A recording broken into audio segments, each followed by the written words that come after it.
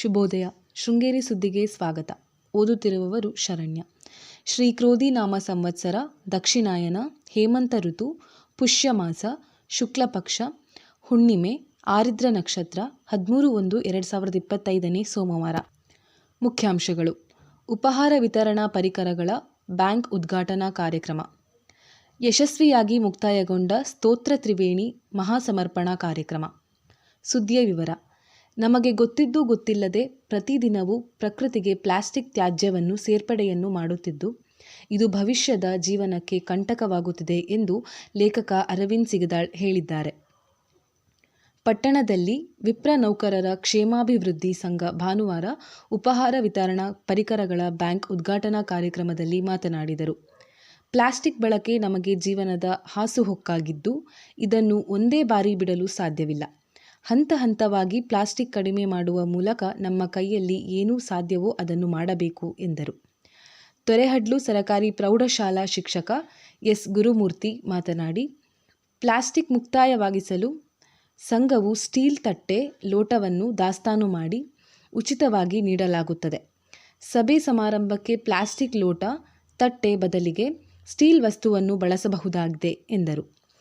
ಕಾರ್ಯಕ್ರಮವನ್ನು ಅಡುಗೆ ನಿರ್ವಾಹಕ ತಲಗಾರು ರಮೇಶ್ ಉದ್ಘಾಟಿಸಿದರು. ಪತ್ರಕರ್ತ ಪ್ರಭಾಕರ ಕಾರಂತ್ ಪರಿಕರವನ್ನು ಉದ್ಘಾಟಿಸಿದರು.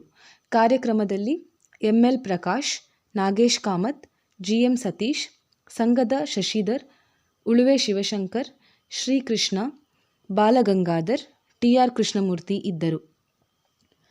ಸ್ತೋತ್ರ ತ್ರಿವೇಣಿಯ ಮಹಾಸಮರ್ಪಣಾ ಕಾರ್ಯಕ್ರಮಕ್ಕೆ ಸಾಲು ಸಾಲಾಗಿ ಬಂದ ಕರ್ನಾಟಕ ರಾಜ್ಯ ಸಾರಿಗೆ ಸಂಸ್ಥೆ ಬಸ್ ಸ್ಥಳೀಯರಿಗೆ ನೋಡುವುದೇ ಹಬ್ಬವಾಗಿದ್ದು, ಇದೇ ಮೊದಲ ಬಾರಿಗೆ ಕಾರ್ಯಕ್ರಮವೊಂದಕ್ಕೆ 600ಕ್ಕೂ ಹೆಚ್ಚು ಬಸ್ ಆಗಮಿಸಿದ್ದವು.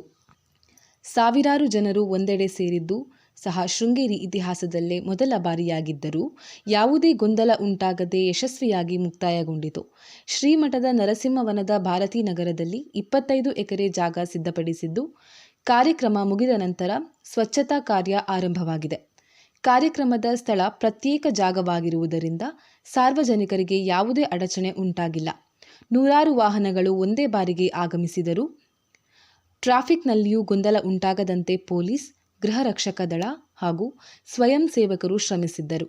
ಊಟದ ವ್ಯವಸ್ಥೆಯಲ್ಲಿಯೂ ಅನೇಕ ಕೌಂಟರ್ ಮಾಡಲಾಗಿದ್ದು, ಊಟ, ತಿಂಡಿ ವ್ಯವಸ್ಥೆಯಲ್ಲಿಯೂ ನೂಕುನುಗ್ಗಲು ಉಂಟಾಗದಂತೆ ಎಚ್ಚರಿಕೆ ವಹಿಸಲಾಗಿತ್ತು.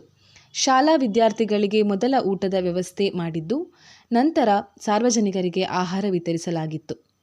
ಜಗದ್ಗುರು ಶ್ರೀ ವಿಧುಶೇಖರ ಭಾರತೀ ಸ್ವಾಮೀಜಿಗಳು ತಮ್ಮ ಆಶೀರ್ವಚನದಲ್ಲಿ, ನೀವೆಲ್ಲ ದೂರದಿಂದ ಈ ಕಾರ್ಯಕ್ರಮಕ್ಕೆ ಬಂದಿದ್ದು, ಎಲ್ಲರೂ ಸುರಕ್ಷಿತವಾಗಿ ನಿಮ್ಮ ಮನೆಯನ್ನು ತಲುಪುವುದು ಸಹ ಮುಖ್ಯವಾಗಿದೆ. ಯಾರೂ ಸಹ ಗೊಂದಲಕ್ಕೆ ಒಳಗಾಗದೆ ಆಹಾರವನ್ನು ಸೇವಿಸಿ ತೆರಳಬೇಕು ಎಂದು ತಿಳಿಸಿದ್ದರು. ಸುದ್ದಿ ಸಂಪಾದಕ ಕೆಎಲ್ ಗೋಪಾಲಕೃಷ್ಣ, ಸಹಕಾರ ಕೆವಿ ರಮೇಶ್, ತಾಂತ್ರಿಕ ಸಹಕಾರ ಮಿಥುನ್ ಗುಡ್ಡೆತೋಟ ಮತ್ತು ಸೌಮ್ಯ ವಿಜಯಕುಮಾರ್. ಜಾಹೀರಾತು ಹಾಗೂ ಪ್ರತಿಕ್ರಿಯೆ ನೀಡುವವರು ಶೃಂಗೇರಿ ಸುದ್ದಿ ಕೇಳಲು ನಿಮ್ಮ ಹೆಸರು, ವಾಟ್ಸ್ಆ್ಯಪ್ ಸಂಖ್ಯೆಯನ್ನು 9448843831 ವಾಟ್ಸ್ಆ್ಯಪ್ ಮಾಡಿ. ಧನ್ಯವಾದಗಳು.